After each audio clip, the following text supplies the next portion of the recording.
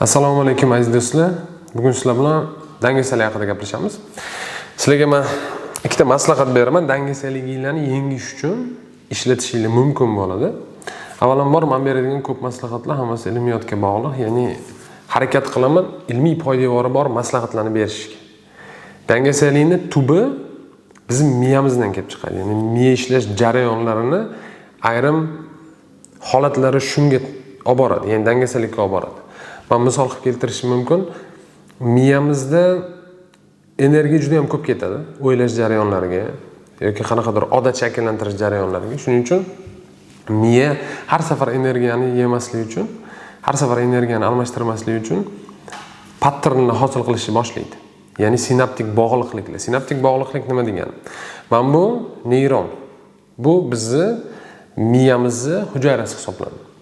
Shunaqa neyronlarning orasida sinaptik bog'liqliklar bo'ladi. Ya'ni bir-biriga informatsiya almashinuvi sinaptik bog'liqligi mana bunaqa ko'rinishda bo'ladi taxminan.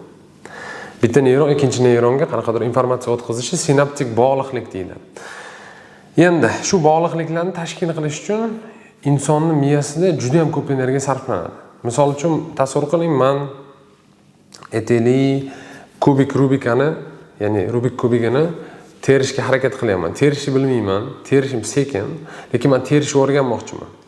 Boshida men o'ylashim kerak, qarashim kerak, qatida nima turibdi, qaysi bo'limi qatga o'tish kerak va hokazo. Keyinchalik meni qo'llarim tezlashib ketadi.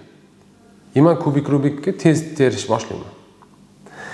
Tez terishni boshlayman-da, aynan shu tez terish jarayoni o'sha Rubikni terish uchun miyamda sinaptik bog'liqliklar hosil bo'lganini anglatadi. Ya'ni miya energiyani sarflamaslik uchun o'sha Rubikka nisbatan siz harakat qilmoqchi bo'lgan narsangizga nisbatan yangi yo'llar, yangi bog'liqliklarni hosil qiladi-da, ko'paytiradi, hali sinapslarni ko'paytirgandan keyin haligi Rubikni siz tez terishni boshlaysiz. Sinaptik bog'liqlik degan termin 1897-yil Charles Sherrington degan fiziolog tomonidan fanga kiritilgan. Shundan beri o'rganiladi. Ya'ni har bitta odatni shakllantirish uchun siz o'zingiz miyada sinaptik bog'liqliklarni xohlaysizmi, xohlamaysizmi, shu tashkil qilasiz. Agar bu bog'liqliklar tashkil bo'lmasa, harakat odatga aylanmaydi hech qachon. Yana bitta misol keltirib berishim mumkin sinapslarning ishlashiga. Tasavvur qiling, bitta o't bor, yaylov, gazon. Haligi o'tdan har kun bitta joydan yurursiz, yurilgan joy yo'lakka aylanib qoladi. Ya'ni yo'l bo'lib qoladi. Yurilavergandan. Yurilmay qo'ysa yana o'sib ketadi. Sinapslar ham shunaqa. Agar bitta narsani takrorlayapsiz, misol uchun kitob o'qiyapsiz, kitob o'qishga nisbatan sinapslar shu borgan sari osonlashadi, informatsiya almashinuvi. Ya'ni shu yo'li yana ham cho'tkalashadi. Agar o'qimay qo'ysangiz yoki kubik termay qo'ysangiz, haligi joy yana o'sib ketadi, yana qaytib ketasiz. Use it or lose it deydi shunga, ya'ni yoki ishlat yoki yo'qotasan degan maqol bor. Shuning uchun ham odat shakllantirish jarayonida siz o'zingiz uchun bitta narsani tushunishingiz kerak. Odat shakllantirish qiyin. Shakllantirganingizda siz juda ham ko'p energiya sarflaysiz. Sizmi? Siz miyangiz juda ham ko'p energiya sarflaydi. Shu energiyani sarflanish jarayonida birinchi etaplarda kamaytirsangiz, odat shakllantirishingiz osonlashadi. Ancha osonroq odat shakllantira olasiz. Men sizga hozir ikkita instrument beraman. Birinchisi topshiriq bo'ladi, ikkinchisi indikator bo'ladi. Topshiriq bu har kuni bajarishingiz kerak bo'lgan qayta harakat. Ya'ni odat shakllantirish jarayonida misol uchun kuniga 10 minutdan kitob o'qish. Kuniga har kuni 10 minut kitob o'qiysiz, har kuni 10 minut kitob o'qiysiz. Indikator bu sizni dangasaligingiz pasayib turganini anglatuvchi qanaqadir o'lchov birligi. Misol, ikkitasiga misol keltiraman. Demak, topshiriq sifatida men boya kitob haqida bekor aytmadim. Odat shakllantirish uchun, diqqat e'tiboringizni bitta joyga jamlash uchun, dangasalikdan qutulish uchun birinchi bo'lib mikro topshiriqlarni qo'yish kerak. Mikro topshiriq sifatida siz misol uchun kitob o'qishni olishingiz mumkin. Kuniga 10 minutdan kitob o'qish. Kuniga 10 minutdan kitob o'qish qilasiz. Bitta kalendar sotib olasiz. Haligi kalendarga bugun 10 minut kitob o'qigan bo'lsangiz, X qo'yib qo'yasiz. Ya'ni belgi qo'yib qo'yasiz. Yo galochkami farqi. Ertasi kuni o'qiysiz, yana X yo galochka va hokazo. Har kuni shu X'larni ko'paytirib borasiz-da, har kuni 10 minutdan kitob o'qiysiz, taxminan 1 oydan 2 oygacha bo'lgan vaqt ichida odat shakllanishni boshlaydi. Ya'ni yangi sinaptik bog'liqliklar paydo bo'ladi. Kuniga kitob o'qisangiz, kitob o'qimasdan tura olmaydigan inson bo'lib qolasiz. Shuning uchun odat shakllantirish jarayonida Alisher Navoiyning gapini o'zingiz uchun deviz qilib olsanglar bo'ladi. Ya'ni shior oz o'rganib dono bo'lar, qatra yig'ilib daryo bo'lar. Обязательно kichkinagina qadamchalardan boshlaylar. Men sizlarga tavsiya beradigan narsa bu kuniga 10 minutdan kitob o'qish. Kuniga 10 minutdan kitob o'qisam nimadir o'zgarib qoladimi deyishingiz mumkin. Ha, juda ham ko'p narsa o'zgarib ketadi. Hayotingizdagi juda ham ko'p narsa o'zgaradi. Chunki haligi sinapslar shakllanishdan tashqari atrofdagi sinapslarga ham ta'sir ko'rsatishni boshlaydi. Ya'ni keyingi odatlarni shakllantirishingiz osonlashishi mumkin. Borgan sari har bitta yangi odatni tezroq chiqarasiz. Keyin yana bitta narsa bor, 21 kunda odat shakllanadi deyshadi. Bunaqa emas, neyrofiziologiyada o'z aslini olganda 21 kunda odat shakllanmaydi. Tasavvur qiling, men har kuni kitob o'qishga odat qilmoqchiman-da, 21 kun kitob o'qisam, 21-kuni piqta odat shakllanib qolmaydi. Yoki shuni sinapslar paydo bo'lib qolmaydi. Har xil turdagi harakatlarga har xil vaqt ketadi. 10 minutdan kitob o'qishga 21 kun yetishi mumkin. Har kuni ertalab turib 1 soatdan og'ir mashg'ulot qilishga 21 kun yetmaydi.